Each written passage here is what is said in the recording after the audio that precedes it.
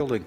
Today's rule sets in motion a process for considering H Concurrent Resolution 11, a shell budget for fiscal year 2021. I understand that the majority's stated intent in bringing forward this resolution is to pave the way for using budget reconciliation to push through a partisan COVID-19 relief package. Unfortunately, I think the majority's intent is misguided. I want to remind us all that the only reason we're here today is that the majority failed to pass a budget last year. As of today, we are nearly 9.5 months overdue for the passage of the budget for fiscal year 2021, and fiscal year 2021 is already a third of the way over. Hardly an auspicious start for an item as serious as the annual budget for the United States government.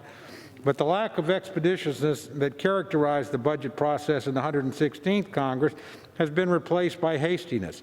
The majority is now in the 117th Congress rushing forward with a new budget despite never bothering to convene the Budget Committee. Indeed, the Budget Committee has yet to meet in this Congress, much less conduct normal hearings and pave the way for the markup of the annual budget. Rather than undertake the normal process through the Budget Committee, the majority is instead airdropping a budget straight from the leadership's offices directly onto the floor. This is hardly the kind of process considered to be regular order, and it fails to give members a chance to have their ideas considered in committee or to offer amendments on the floor. Indeed, as a longtime member of the Budget Committee myself, I look forward to our hearings on the budget and its markup. Throughout the process, members had the opportunity to consider the budget, consider expert testimony, offer ideas, and propose amendments to be considered by the whole committee. That the majority is failing to do so makes a mockery out of the entire budgeting process.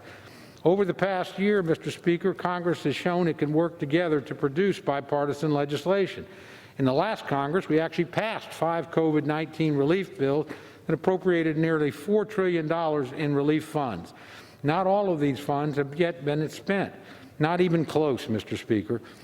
And the $4 trillion number is right around the annual budgetary outlays of the federal government in a normal year, covering both mandatory and discretionary spending. Yet the majority is moving forward with yet another bill and seems determined to ensure that this bill enshrines as many partisan policy priorities as possible.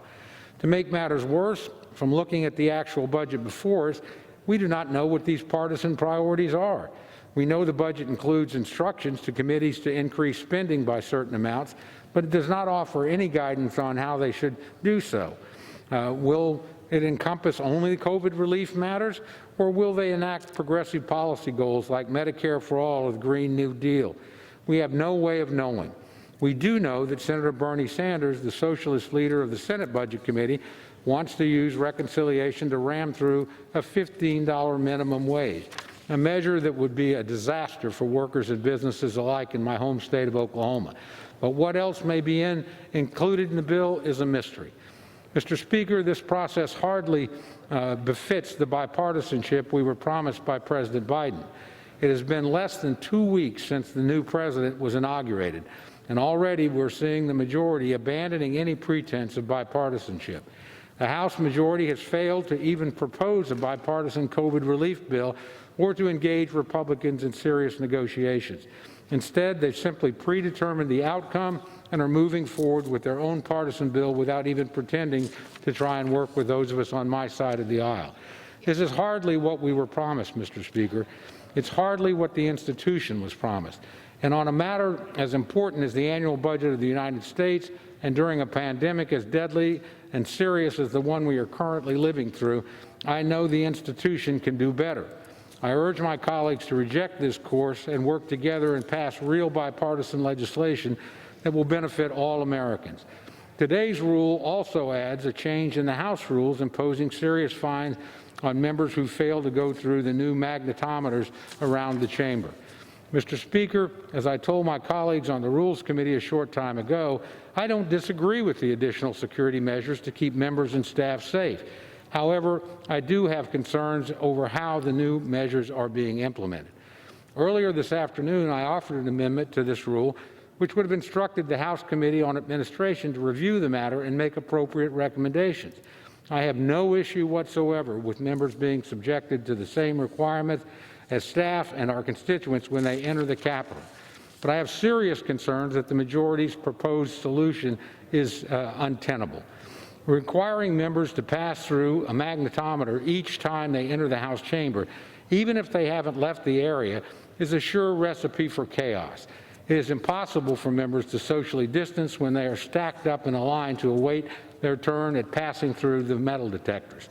When members need to leave the chamber to make a phone call right outside the doorway, they have to re-enter and pass through security again.